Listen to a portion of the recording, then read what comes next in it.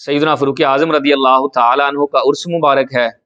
27 ذی الحجہ کو عین نماز کی حالت میں آپ کو زخمی کیا گیا اور زخموں کی تاب نہ لا کر یکم محرم الحرام کو آپ نے جام شہادت نوش فرمایا، اور آقا کریم علیہ الصلوۃ والسلام کے پہلو میں آپ کا مزار ہے۔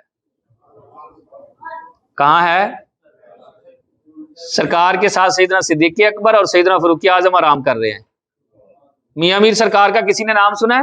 یہ ہمارے ساتھ ہی ہے، یہاں دور نہیں ہے کوئی زیادہ، 10 منٹ کا رہا ہوگا۔ اس وقت جو ہے نور جہاں جو ہے نا، یہ اس کا عقیدہ اہل تشیع سے تھا، مطلب بڑی مائل تھی اہل تشیع کی طرف۔ اس نے نا اسپیشل ایران کی طرف خط لکھا کہ وہاں سے بڑے بڑے ذاکر بھیجے جائیں، یہاں جو ہے وہ اہل تشیع کا مذہب عام کیا جائے۔ وہاں سے بڑے پڑھے لکھے سیانے دانے علماء آئے، چونکہ پیدل سفر ہوتا تھا۔ میاں میر سرکار رحمۃ اللہ تعالی علیہ صوفی بزرگ تھے، سادے سے کپڑے، سادی سی ٹوپی، چٹائی پر بیٹھے ہوتے تھے۔ تو اس طرف سے وہ آئے تو کچھ دیر آرام کرنے کے لیے بابا جی کے پاس بیٹھ گئے۔ بابا جی نے کہا خیر ہے، ہم مسافر ہیں، ہم ایران سے آئے ہیں، پانی پونی پلایا۔ کہا خیر تھی؟ کہا میں اس مقصد کے لیے بھیجا گیا۔ کہا یار ایک سوال پوچھنا ہے، تم تو عالم لوگ ہو، میں سادہ سا آدمی، مجھے جواب دے دو۔ جہاں مشہد شریف ہے، یعنی امام حسین جہاں دفن ہے، وہاں جو قریب دفن ہو اس کے لیے کیا فضیلت ہے؟ کہا واہ واہ، بلے بلے، کیا سوال کر دیا آپ نے۔ ان کے قریب دفن ہونے والا تو جنتی، 40 میٹر تک، 40 کلومیٹر تک جو دفن ہو وہ جنتی ہے، وہ امام کے قریب دفن ہوا ہے، وہ جنت میں ہی دفن ہوا ہے۔ بابا جی نے کہا واہ واہ، کیا کمال کی بات کی، واہ واہ کیا سونی بات کی۔ اب ایک اور پوچھ لوں سوال؟ کہا پوچھے نا بابا جی۔ کہا جو سرکار کے پہلو میں دفن ہو اس کے بارے میں تمہارا کیا خیال ہے؟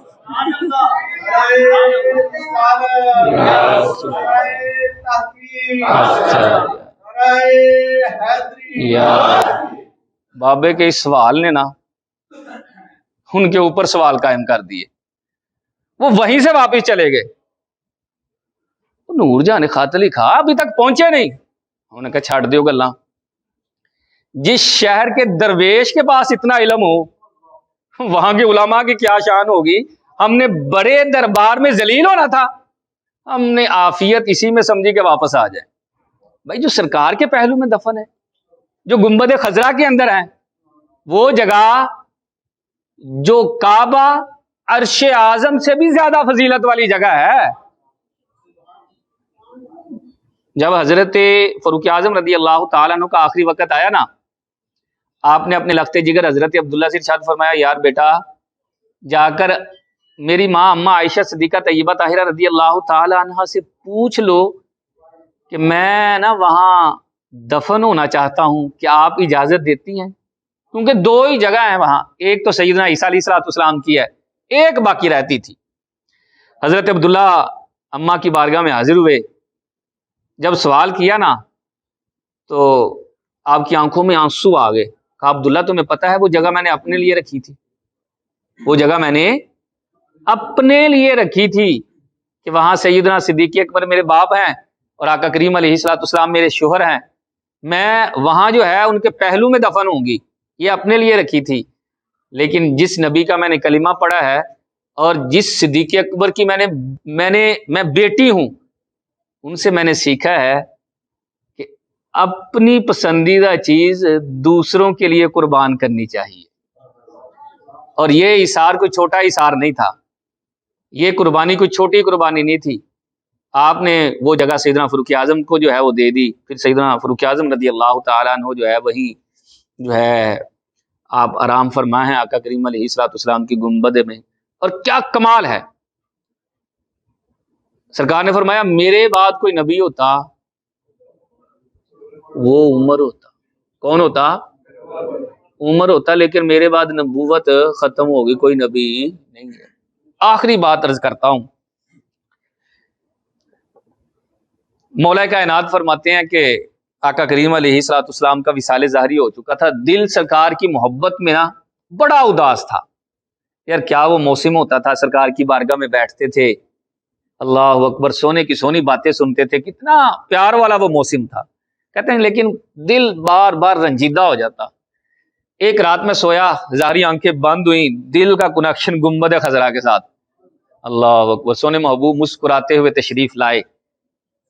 سرکار حجرہ نور سے باہر نکلے، نماز کا ٹائم تھا، سرکار نے نماز پڑھائی، فجر کی نماز. میں نے بھی پیچھے جو ہے وہ نماز پڑھی. نماز پڑھ کر فارغ ہوا تو مدینہ کی ایک عورت نا سر پر کھجوروں کی ٹوکری اٹھائے محبوب کی بارگاہ میں حاضر ہوتی ہے. یا رسول اللہ، یہ ہدیہ ہے، قبول فرمائیں. آقا کریم علیہ الصلوۃ والسلام نے اسے قبول فرمایا. اس میں سے ایک کھجور اٹھا کر اپنے منہ میں ڈالی اور میرا دل کر رہا تھا میں بھی کھجور کھاؤں، تو سرکار نے فرمایا علی ادھر آؤ. ایک کھجور میرے منہ میں ڈال دی. کہتے کمال کی کھجور تھی، بڑا مزہ آیا. اتنے میں نا سیدنا بلال حبشی رضی اللہ تعالیٰ عنہ نے اذان دی. اور یاد رکھے سیدنا بلال جو اذان دیتے تھے وہ تہجد کی اذان دیتے تھے. اذان دی تو میری آنکھ کھل گئی. آنکھ کھلی تو میں کچھ زیادہ پریشان اور ہو گیا کہ یار ابھی ابھی تو محبوب کی دید ہوئی ہے اور جو کھجور کھائی ہے اس کا ذائقہ بھی میرے منہ میں تھا. تہجد کی نماز پڑھی، اذان فجر ہوئی تو میں مسجد نبوی کی طرف روانہ ہوا. تو سیدنا فاروق اعظم رضی اللہ تعالیٰ عنہ جماعت کروا رہے تھے. میں پیچھے کھڑا ہوا، نماز پڑھی، پڑھ کر بیٹھا ہی تھا. خواب کے اندر جو دیکھا تھا نا، جو گڑیا کو جو کھجوروں کا ٹکڑا اٹھائے سرکار کی بارگاہ میں حاضر ہوئی تھی، وہ سیدنا فاروق اعظم کی بارگاہ میں یہ ہدیہ ہے، قبول فرمائے. رکھا. سیدنا فاروق اعظم نے ایک کھجور کھائی اور ایک اسی طرح جس طرح سرکار نے میرے منہ میں کھجور رکھی تھی نا، اسی طرح فرمایا علی منہ تو کھولو یار. منہ کھولا اور کھجور کو رکھا. کہتا بڑا مزہ آیا کھجور کا. وہ تو خواب تھی اور وہاں سرکار کا احترام بھی تھا اور ادب بھی تھا، میں دوسری مانگ نہیں سکا. یہاں تو ویسے ہی یارانہ ہے، یہاں تو ویسے ہی بڑا پیار تھا.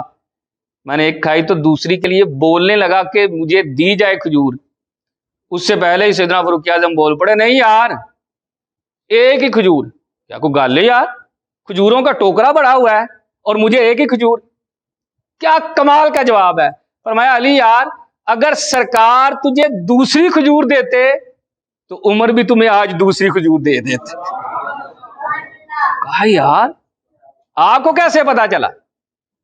آیا میں فجر ٹائم ہوں، خواب میں نے کسی کو بیان نہیں کی. کہا تمہارا کیا خیال ہے؟